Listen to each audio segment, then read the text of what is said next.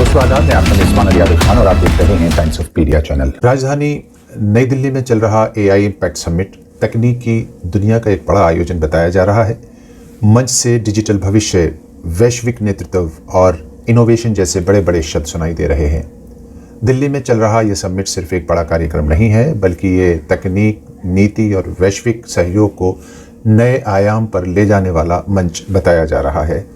इस समिट में 100 से अधिक देशों के प्रतिनिधि, 60 से अधिक मंत्रियों और 500 से अधिक वैश्विक एआई लीडर शामिल होने की खबर है। बताया जा रहा है इससे भारत एक वैश्विक एआई डायलॉग का केंद्र बनकर उभर सकता है। लेकिन ज़मीनी हकीकत क्या है, ये भी देश जानना चाहता है।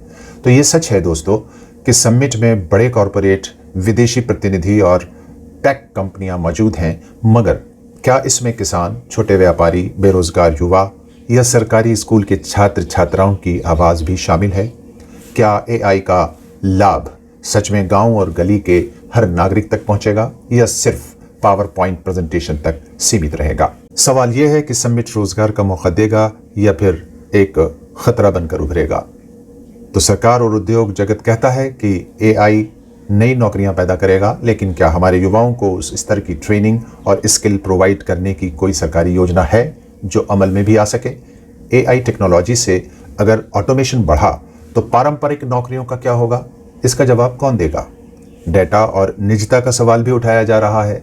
एआई की खुराक तो दोस्तों डेटा है, लेकिन आम नागरिक का डेटा कितना सुरक्षित रहेगा? क्या मजबूत कानून और पारदर्शी निगरानी की व्यवस्था मौजूद होगी? अगर डेटा लीक हुआ या इसका गलत इस्तेमाल हुआ तो जवाबदेही किसकी होगी? ये सवाल अभी हकीकत में सवाल ही हैं, जवाब कोई नज़र नहीं आता। अगर सरकारी संस्थाओं या आपके पास भी इसका कोई जवाब हो तो हमें ज़रूर दें ताकि हम सार्वजनिक कर सकें। अब एआई इम्पैक्ट समिट के खर्च को जानने में भी आपकी दिलचस्पी होगी, तो आइए हम आपको बता दें कि सरकार ने इस सम्मेलन के लिए खर्च की गई राशि का अभी तक कोई खुलासा सरकारी तौर पर नहीं किया है। सरकार एआई को बढ़ावा देने के लिए बड़े स्तर पर निवेश कर रही है।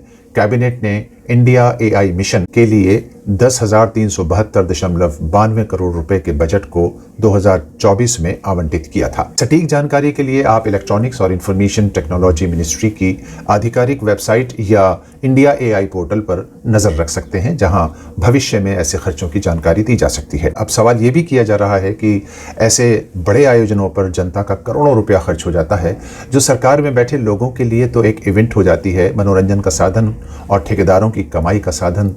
लेकिन क्या यही संसाधन शिक्षा, स्वास्थ्य, नागरिक सुरक्षा या ग्रामीण डिजिटल ढांचे को मजबूत करने में नहीं लगाया जा सकता था? क्या ये वास्तविक तकनीकी आत्मनिर्भरता की दिशा है या वैश्विक मंच पर छवि सुधारने की रणनीति, यानी सत्ता पक्ष की इमेज बिल्डिंग?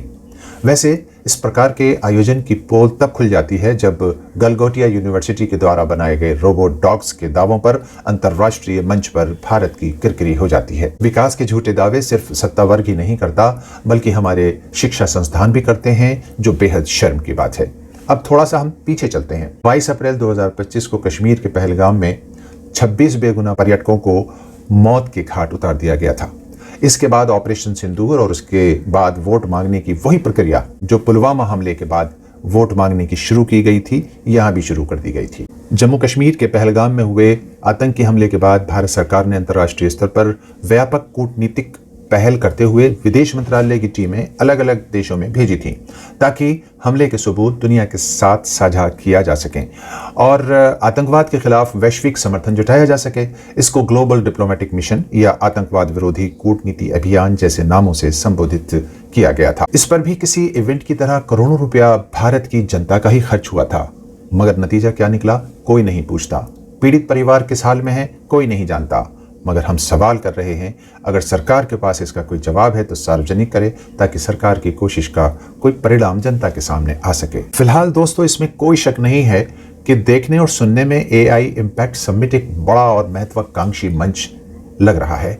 ये देश के लिए कई बड़े अवसर भी दे सकता है, लेकिन सिर्फ तब जब सरकार द्वारा किए गए वादे जमीन पर उतरें, सरकार की कथनी करनी में कोई फर्क न हो, स्किल डेवलपमेंट तेज हो, डेटा सुरक्षा मजबूत हो और तकनीक का लाभ समाज के अंतिम व्यक्ति तक पहुंच सके।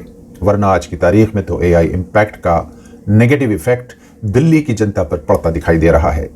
वीआईपी रूट्स लगाए जाने से जगह जगह जाम, 20 मिनट का सफर 3 या 4 घंटों में पूरा हो रहा है दोस्तों। वीआईपी मूवमेंट के कारण रूट डाइवर्जन की वजह से दिल्ली की आम जनता जूझ रही है। सरकारी काम के लोड के बाद ऑफिस से निकलकर सड़कों पर लगे जाम से कई सरकारी अफसरों और कर्मचारियों ने अपनी परेशानियां साझा की हैं। मगर इस सब के बावजूद हमारी भी जनता से अपील है कि नेशन फर्स्ट और देश हित में संयम और सब्र से काम लें। शायद आपको भी कोई रोबोटिक डॉग इनाम के तौर पर मिल जाए, जो गलगोटिया का तो नहीं होगा, हमारे दुश्मन मुल्क चीन का होगा, जो भौंकेगा किसी और पर लेकिन काटेगा आपको। मगर देश हित में ये सब आपको बर्दाश्त करना होगा। सड़कों पर जाम को लेकर सवाल सिर्फ वीआईपी सुरक्षा का नहीं है दोस्तों, बल्कि सुरक्षा और जन सुविधा के बीच संतुलन का है। मगर हम देखते हैं कि जब देश के सेवक यानी मंत्री और जनता की सुरक्षा का सवाल आता है तो जनता की सुविधा और सुरक्षा को ताक पर रख दिया जाता है, जबकि सर्वजन हिताय सर्वजन सुखाय, सेवा परमो धर्म जैसे स्लोगन्स भाषणों तक ही सीमित रह जाते हैं। अब जनता ही जब इन स्लोगन्स में खुश है तो नेताजी की क्या गलती है और उनको क्या जरूरत पड़ी है जनता की चिंता करने की, उनकी सुविधाओं की चिंता करने की। नेताजी आप बिल्कुल सही कह रहे हैं, जनता खुद ही अपने किए की जिम्मेदार, जैसा करेगी वैसा भुगतेगी। आप तो बस सत्ता का मजा भोगते रहें और जनता को उसके हाल पे छोड़ दें। जब चुनाव का वक्त आ जाए तो एक बार फिर हाथ जोड़कर हाजिर हो जाइएगा। और हाँ, इस बीच में मुसलमानों का खतरा जरूर बताते रहिए जनता को, तो शायद आपकी कुर्सी बची रहेगी।